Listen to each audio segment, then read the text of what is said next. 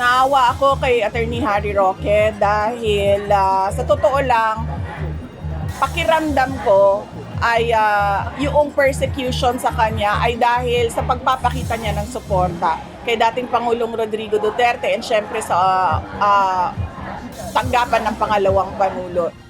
Mariing pag-uusig kay Attorney Harry Roque. Ito ang naging tugon ni Vice President Sara Duterte tungkol sa pagpapakansela ng passport ng dating presidential spokesperson.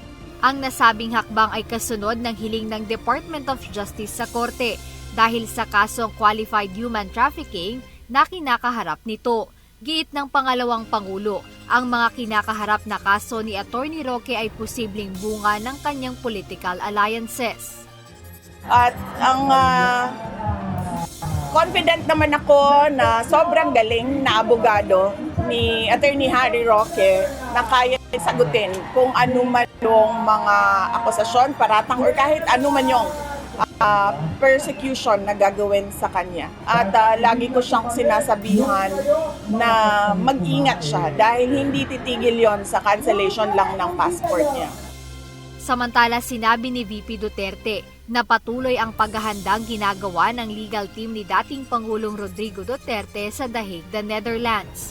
Dagdag ni VP Sara, kinausap na rin siya ni Attorney Roque tungkol sa kung paano mapadadali ang dismissal o ang release ng dating Pangulo sa International Criminal Court o ICC. Kagahapon, kinausap ako ni Attorney Harry Roque at meron siyang mga naisip na pwede pang gawin para magawa ng paraan ng pag-release kay dating Pangulong Rodrigo Duterte. At yun ay isa sa mga agenda ko sa susunod na mga meetings ko na kasama ang mga abogado ni dating Pangulong Duterte.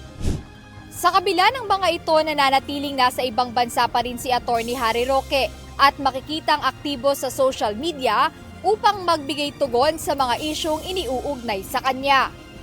Jed Neresina, UNTV News and Rescue. Diyos ang aming sandigan, serbisyo publiko ang aming pinahahalagahan.